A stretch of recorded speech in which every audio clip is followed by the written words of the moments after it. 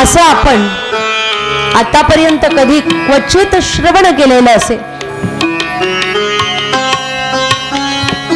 माता पित्यांचं पूजन करून जीवनातून त्यांच्या उतराई कधीही होता येत नाही. कारण आई आणि वडिलांचे उपकार हे जीवनामध्ये एवढे आहेत की ते उपकार कधीही आपल्याला फेडता येत नाही. मातेने 9 महिने गर्भामध्ये स्थान दिलं आणि 9 महिने स्थान दिल्यानंतर जेव्हा त्या मातेने अनेक प्रकारच्या प्रसूतीच्या पीडा सहन करून मग नंतर आपल्याला जन्माला घातलं, आपल्याला देह दिला, आपल्याला हे संपूर्ण जगत दाखवलं,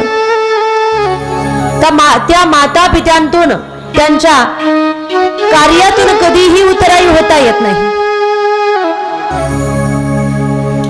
कितीही जरी प्रयत्न केला, म्हणतात सर्व धरतीचा कागद बनवला, संपूर्ण समुद्राची शाई जरी बनवली तरी माता पित्यांचे किती उपकार आहेत हे लिखाणाच्या माध्यमातून कधीही पूर्ण होऊ शकणार नाही. किती प्रेम करतायत. म्हणतात ऐसी कळवळ्याची जाती करी लाभाविन प्रीती. स्वतःचा लाभ न बघता, स्वतःच्या सुखदुःखांचा विचार न करता, फक्त आपल्या मुलांसाठी जे जीवनभर तळमळ करतायत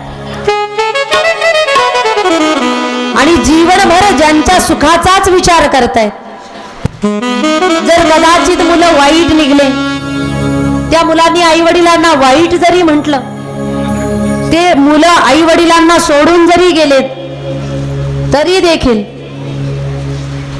आई वडिलांचं प्रेम असं असतं की मुलं लांब जरी निघून गेले तरी सुद्धा त्यांच्या अंतःकरणातून एकच शब्द बाहेर पडत असतो की तू कुठेही जरी राहत असेल तरी जिथे राहत असेल त्या ठिकाणी तू सुखी राहा. दुःखांच्या बदल्यामध्ये आशीर्वाद देणारं जर जीवनामध्ये कोणतं व्यक्तिमत्व असेल तर ते आई आणि वडील आहे, जे फक्त मुलांच्या सुखासाठी जीवन जगतात. बाल्यावस्थेमध्ये जर मुलांना कधी काही कुठे कमी जरी पडलं तरी सुद्धा स्वतःच्या सुखांचा जे त्याग करताय, घर जरी पडलेलं असेल, एखादी भिंत जरी पडलेली असेल, थोडे पैसे कमावलेले असतील तर भिंत बांधण्याचं ते राहू देत आहेत, परंतु मुलाला आणि मुलीला कोणत्या चांगल्या शाळेमध्ये टाकलं जाईल याचा विचार ते करतात. पैसा कितीही लागो पण त्यांचं शिक्षण चांगलं झालं पाहिजे. जे दिवस, जे दुःखाचे दिवस आपण बघितलेले आहे ते दिवस आपल्या मुलांनी बघायला नको, म्हणून त्यांचं एकच स्वप्न असतं, आपलं काहीही होऊ दे पण मुलांचं चांगलं झालं पाहिजे. लेकुराचे हित, लेकुराचे हित, लेकुराचे हित, लेकुराचे हित,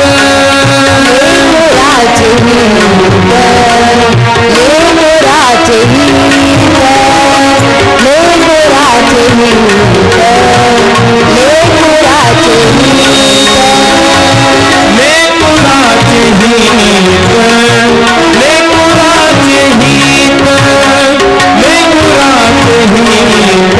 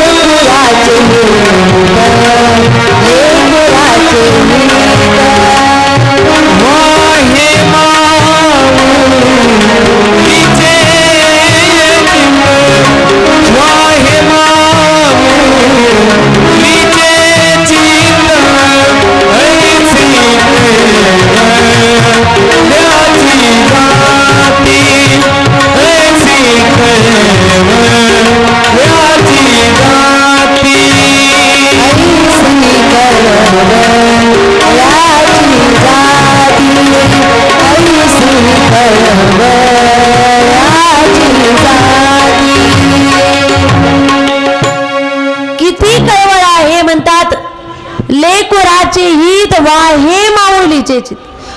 माझ्या मुलांचं हित कशामध्ये आहे याचा विचार करून स्वतःच्या सुखाचा त्याग करणारे माता पिता आहे. घरामध्ये जर अन्नधान्य कमी असेल, पुरेसं जेवण नसेल, बनवलेला स्वयंपाक जर कमी असेल, मुलगा जेवण करून गेला तरी आई अर्ध उपाशी राहून का असेना, परंतु मुलगा येईल आणि तो भोजन करेल, त्याचं पोट भरलं पाहिजे हा विचार करणारी आई आहे. आपल्या मुलाने पोटभर जेवण करावं याचा विचार करणारी आई आहे. परंतु जीवनभर आपल्या मुलाने पोटभर जेवण करावं याच्यासाठी त्याला काय करता येईल याचा विचार करणारा बाप आहे. जीवनभराचं त्याचं सुख समाधान कशामध्ये होईल याचा विचार करणारा बाप असतो. त्यांच्या उपकारातून उतरही होता येत नाही. एकदा एका मुलाने कथेमध्ये श्रवण केलं, म्हटले आई वडिलांच्या उपकारातून उतराई होता येत नाही. त्याच्यानंतर तो घरी गेला, विचार केला नाही आई वडिलांच्या उपकारातून उतराई व्हायचं आहे. त्याने आईची सेवा करायला सुरुवात केली. आई वडिलांची सेवा अशी करायला सुरुवात केली की तो पहाटे उठायचा. आईला म्हणायचा, आई उद्यापासून तू उठायचं नाही, मी आधी उठेल.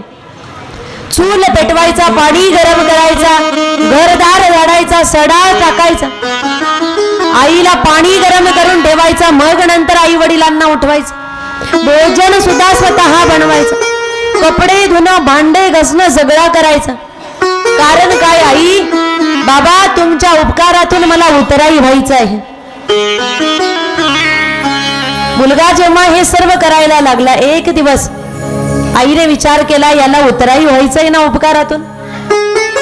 1-2 दिवसापासून सेवा चालू झालेली होती. आईने एक काम केलं.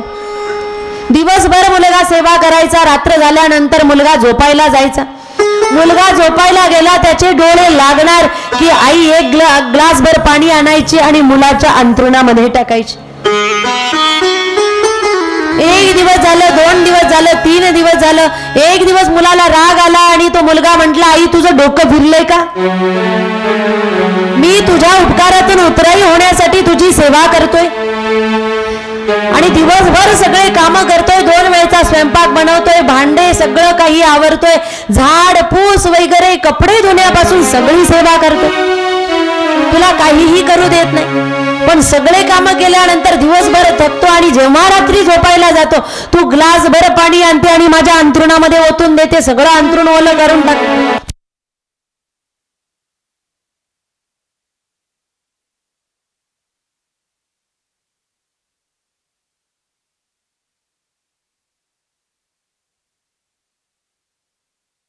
त्यावेळेस आई म्हटली, बाळा तुला माझ्या उपकारातून उतराई व्हायचं आहे ना?